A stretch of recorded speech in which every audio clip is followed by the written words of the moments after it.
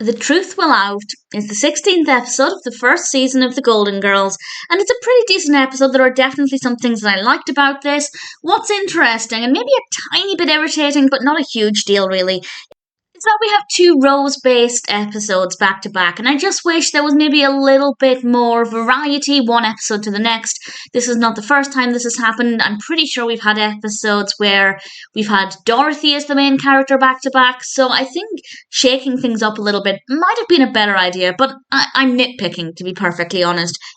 It's hardly the biggest issue, but the episode itself, judging it on its own, is really good. So there will be spoilers from now as I go through the episode and talk about some things that I really enjoyed. And the narrative is established really quickly. Rose's daughter and granddaughter are coming to visit, and we find out that she's quite nervous because she's going to be going over her will with them, because her daughter is being made executor of her will, but we don't know why exactly. And even as we start to get a little bit more information, we never, for the most part, never truly know why she's nervous.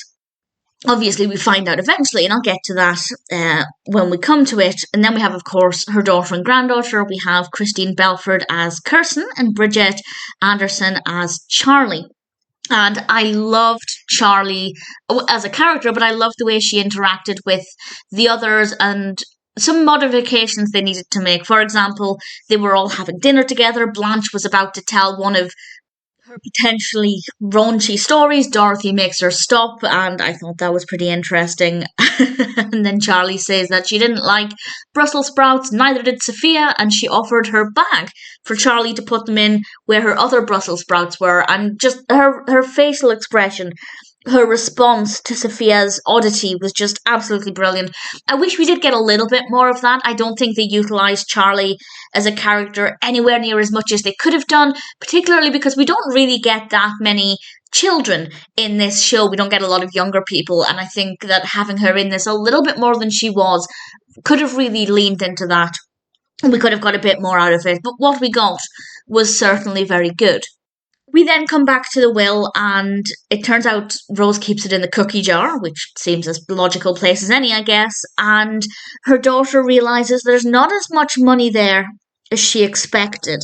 And it's not so much the fact that she's concerned that she's not going to inherit a lot of money, which I think was definitely the right way to go. She was concerned that Rose had made a lot of really bad decisions. She just couldn't understand how her mother had spent all of the money her father had worked so hard to save, and Rose doesn't really give her that much detail, and this is where the mystery really takes another level with a lot of uncertainties, and all we basically know there is that Rose is lying. Rose keeps going on about lying, but we don't really know what she's lying about at this point.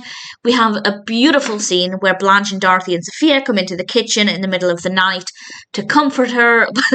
Blanche's lines about talking to Rose's bathroom door, very, very funny. And again, Rose just keeps going on about lying, and she's not really giving away any more than that. She ends up sleeping in Dorothy's bed with Dorothy, and again, she's saying Dorothy is sleeping with a liar, but what is this lie? And honestly, I didn't know. I had no idea what the truth would be. And I think the suspense there is really great. It's really effective, and I was desperate to find out. And then we find out the truth, and it's actually really sweet. And I also think Kirsten had a great response to everything, because if she became really angry or flew off the handle, I think it would have made her quite unlikable. But I think her response was brilliant. We learned that actually Charley, Rose's husband, wasn't great with money. And the reason Rose lied was because she didn't want Kirsten to think of her father as a failure. And Rose never really confronted her husband about it because she didn't want him to think of himself as a failure. And I just find that to be so sweet and so moving and so Rose as well. And it was definitely a very satisfying reveal to the mystery.